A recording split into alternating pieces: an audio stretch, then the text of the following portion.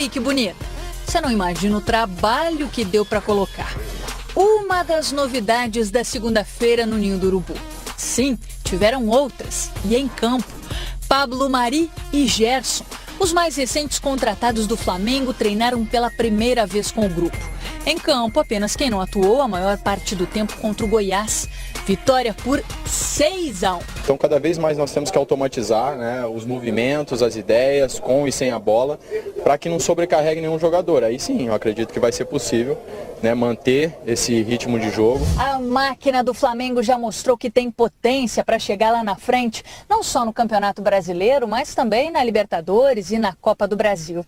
Agora, falando em máquina, em potência, dá uma olhada nesse carro aqui. O Flamóvel pertence ao Eduardo, que teve um longo trabalho para deixar o carro estilizado desse jeito. Pintura por fora, por dentro, cuidado com os mínimos detalhes. Comecei aos poucos com um escudo pequenininho ali, né, no capô, e ao longo do tempo, desses 15 anos, eu fui mudando, até chegar nessa máquina aí. Ah, esses torcedores são capazes de loucuras. O melhor retorno é do jeitinho que foi nesse domingo. Se repetir pelo menos um pouco na quarta-feira, então, contra o Atlético Paranaense é mata-mata, partida decisiva pela Copa do Brasil.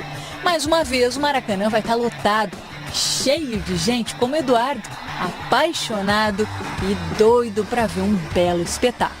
Eu acho que o Jesus aos poucos vai ajeitando, né? Tá fazendo mudança aos poucos, tá testando vários esquemas e tem tudo para dar certo.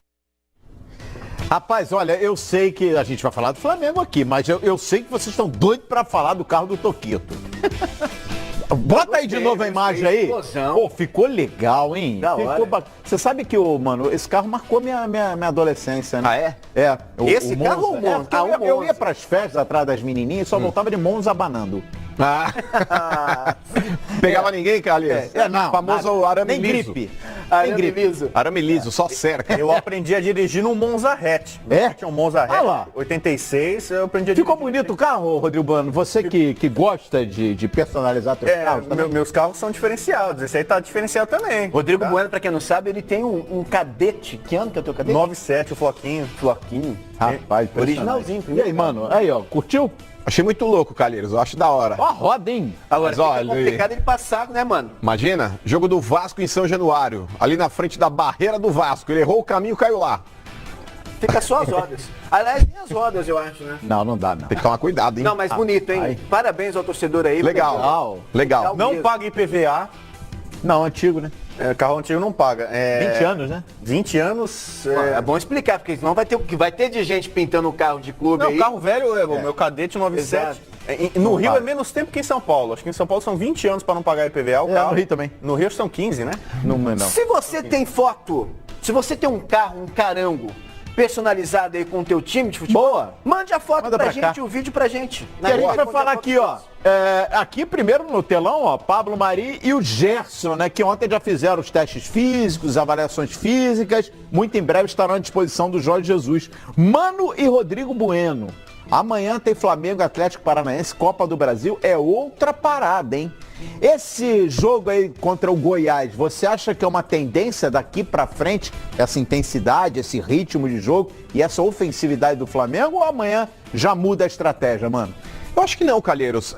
O primeiro desafio que o Jorge Jesus tinha perante o elenco era fazer os jogadores comprar essa ideia. Porque quando você tem um jogo mais intenso, que você propõe a marcação mais alta, que você compacta mais o time e marca sempre sob pressão, você desgasta muito mais os jogadores. Então você tem esse desafio de fazer com que os jogadores corram por você, que comprem essa ideia.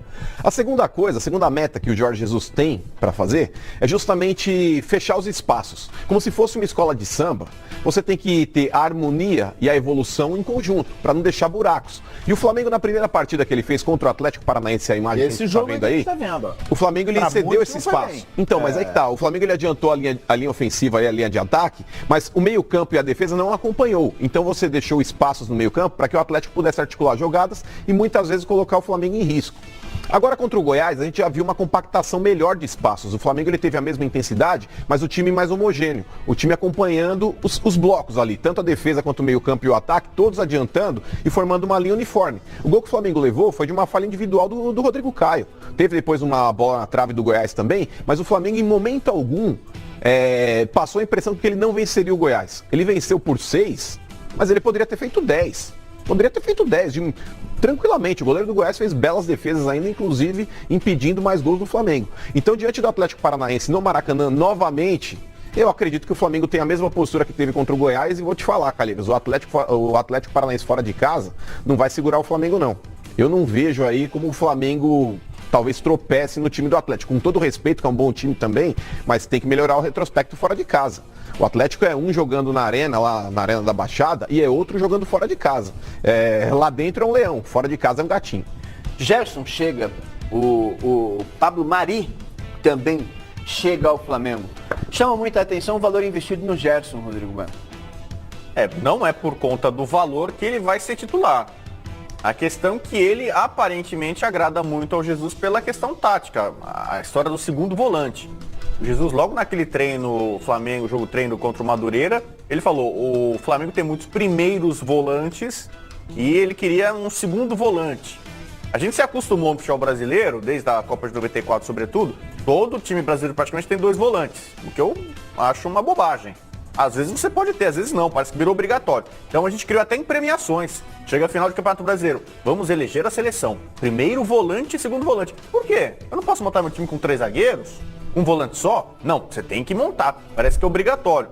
E o Jesus, meio que na ideia dele, o Diego tinha jogado às vezes como segundo volante. E o Gerson, que já jogou mais adiantado aqui no Brasil na época do Fluminense, já jogou mais recuado no meio campo na Itália. Ele acha que pode fazer essa função. Agora, para botar o Gerson, quem você vai tirar dessa turma da frente? Que arrebentou contra o Goiás. Time tão a impressão que eu fico que o Gerson chega para disputar a posição com o Arão. Não, o Arão está disputando a posição com o Coelhar. Sim. Ele está usando o Arão como um primeiro volante. O coisa que eu sempre falava aqui. Vocês imaginam que o Coelhar fora desse jogo amanhã? Eu acho, assim, tudo meio que aposta, mas eu acho que o Coelhar começa jogando, ele não atuou. Contra o Goiás. Contra o Goiás. Não começou o jogo. E o René, eu acho que o René vai jogar na trave esquerda, porque ele falou que de jogo para jogo, ele gosta de jogadores frescos, especialmente em algumas posições. 4 jogadores. Laterais passam muito. O Rafinha começou jogando, depois entrou o Rodinei, jogou um pouco. Eu acho que ele vai continuar com o Rafinha. Se o Rafinha tiver algum problema de ritmo, no final entra o Rodinei. Na esquerda deve vir o René. O Trauco jogou essa aqui porque o René tinha jogado na Arena da Baixada. Ele vai mexer em algumas poucas peças, mas do meio pra frente, pra mim, ele vai definir um volante ali, Coelhar ou Arão, pra esse jogo, e o resto, a turma que arrebentou do meio pra frente contra o Goiás. Mano, a informação é que o Coelhar ficou todo dodói porque ficou no banco de reservas. E que o clima deu uma azedadinha. Houve um boato, eu não sei se procede ou não, de que o Coelhar ele teria se atrasado na reapresentação da Copa América. Tem isso também. E isso gerou aí uma indisposição com o técnico do Flamengo, porque outros jogadores que também atuaram na Copa América chegaram ali no dia marcado. Foi o caso do Trauco, foi o caso da Arrascaeta. Então, querendo ou não, isso pode ter servido como um castigo.